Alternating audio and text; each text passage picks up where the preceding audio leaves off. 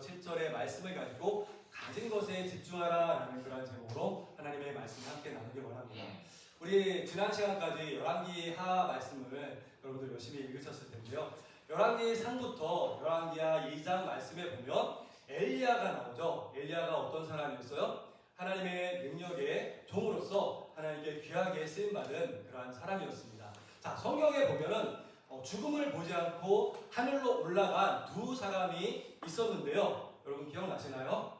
창세기에 보면은 에녹이라는 사람이 365년 동안 하나님과 동행하다가 죽음을 보지 않고 하늘로 승천한 그런 사람이 있었고요. 또 열왕기하 2장에 보면 엘리야라는 이 사람이요, 불병거와 불말을 타고 회오리 바람을 통해서 하늘로 승천했다라고 열왕기하 2장에서는 그렇게 말씀해주고 있습니다.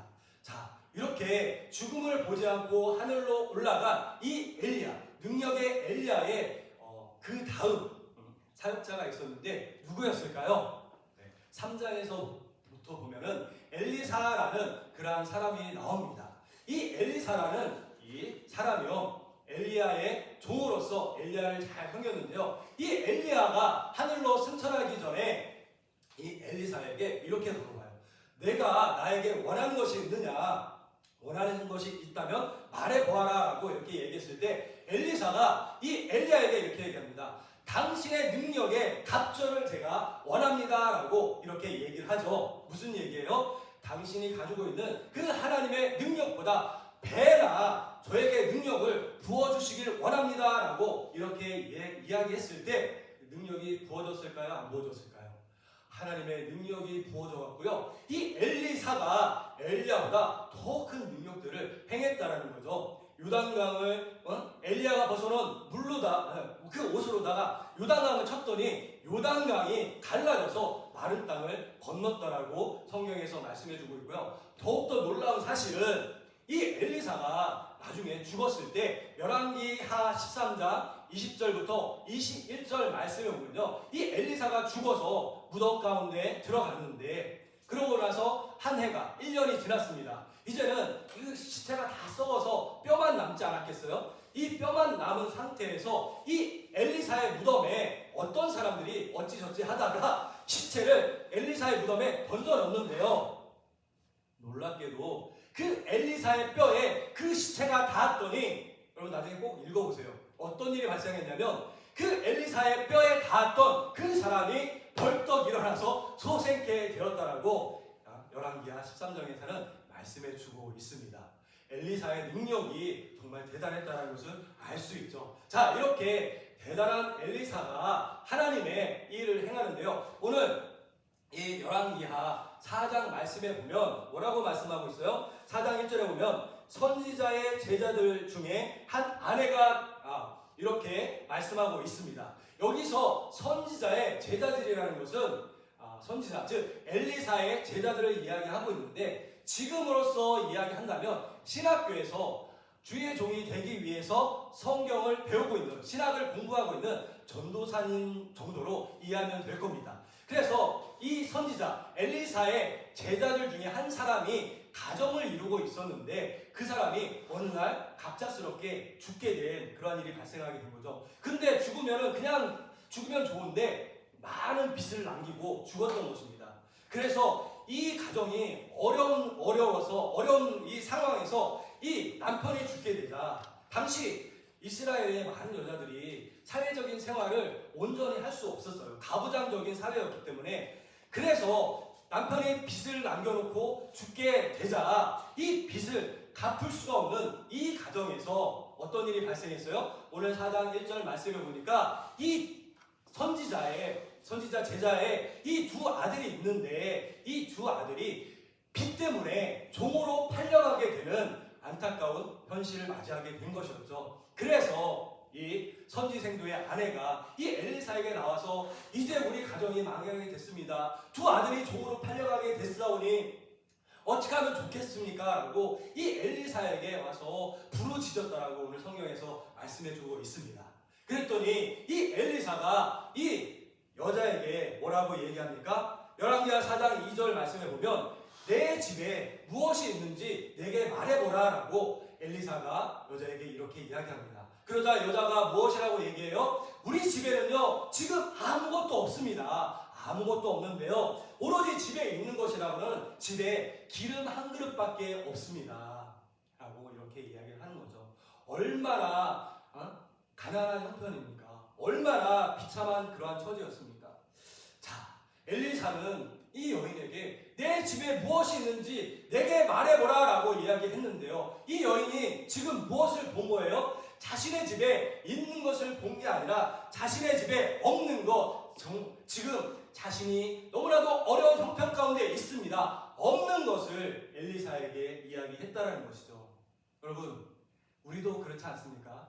우리도 살아가다 보면 있는 것에 집중하는 것이 아니라 없는 것에 더 집중하고 그렇게 살아가는 우리의 모습을 보지 않습니까? 저도요 지난 한 주간 동안 제 통장을 이렇게 들여다보면서 아유 왜 이렇게 돈이 없지? 통장만 보게 되더라고요. 우리 어머니들은 어때요?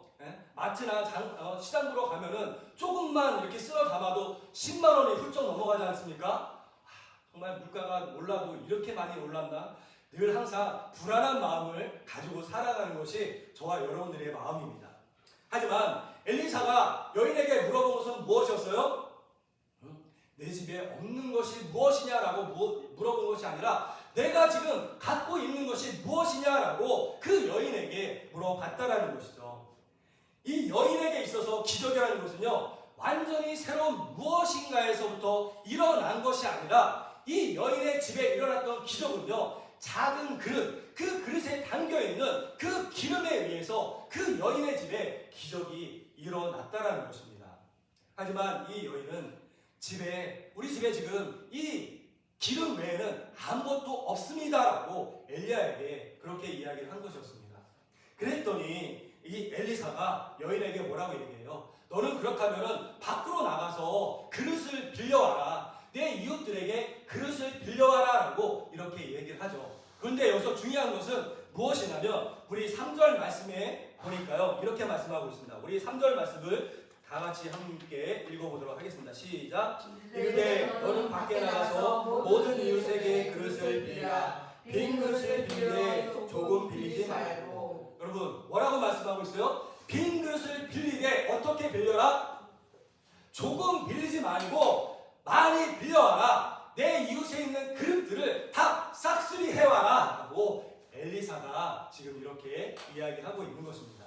여러분 기적의 양이라는 것은요 기름의 양에 의해서 결정되는 것이 아니라 무엇의 기적의 양이 여러분 일어납니까? 바로 이 여인이 빌려온 그 그릇의 양에 따라서 기적이 적게 일어나냐 많이 일어나냐 그것에 달려 있었다라는 것입니다. 7절에 보면 그릇이 다 찬 후에야 기름이 그쳤다라고 이렇게 말씀해 주고 있습니다. 여러분 우리가 기도를 통해서 그리고 우리의 성실한 삶의 태도를 통해서 우리가 하나님 앞에 보여드리는 그 믿음의 분량만큼 하나님의 기적이 우리 삶 가운데 일어나게 되는 것입니다. 여러분 믿음을 갖더라도 큰 믿음을 가질 수 있는 저와 여러분들 되어주시길 바랍니다. 기도를 하더라도 하나님 앞에 마음과 뜻을 다해서 기도할 수 있는 저와 여러분들 되어주시길 바랍니다. 그러할 때 하나님께서 더 크게 역사해 주시고 우리의 삶 가운데 하나님의 놀라운 기적을 베풀어 주실 줄 믿습니다. 엘리사는요 또 여인에게 이렇게 이야기를 합니다. 4절에 보니까 우리 4절을 함께 같이 읽어보도록 하겠습니다. 시작. 너는 내 두 아들과 함께 들어가서 문을 닫고 모든 그릇에 기름을 부어 차는 대로 옮겨 놓으라 하니라. 아멘. 자, 엘리사가 뭐라고 얘기했어요? 너는 내 두 아들과 함께 집에 들어가서 어떻게 하라고요? 문을 닫으라라고 이렇게 이야기를 합니다. 아니 왜 그릇에 기름을 붓는데 문을 닫아야 할까요? 여기에서 문을 닫으라는 의미는요 세상의 소음으로부터 모든 것을 차단시켜라라고 이야기하고 있는 것입니다. 즉 세상으로부터 들려오는 소리 안 될 거야. 경기가 너무나 안 좋아서 우리는 잘 살지 못할 거야. 방법이 없어라는 그 세상의 부정적인 이야기들로부터 너는 귀를 닫아라. 너의 마음을 닫고 오로지 누구의 음성에 귀를 기울여라? 하나님의 말씀에 귀를 기울여라. 하나님의 말씀에 따라서 움직여라 라고 엘리사가 이 여인에게 그렇게 이야기한 것이죠. 여러분, 우리는요 지금도 세상에 얼마나 부정적인 소식들을 듣고 사는지 몰라요. 저도 한 주간 동안 인터넷을 통해서 신문을 통해서 세상에서 들려오는 부정적인 이야기들을 얼마나 많이 들었는지 모릅니다. 지금 곳곳에 전쟁이 일어나서 우리나라 기름값이 천정부지로 뛰어오르고 앞으로 여러 가지로 우리나라가 어려운 가운데 처할 수밖에 없습니다라는 그런 부정적인 기사와 뉴스를 볼 때마다 마음이 무너집니다.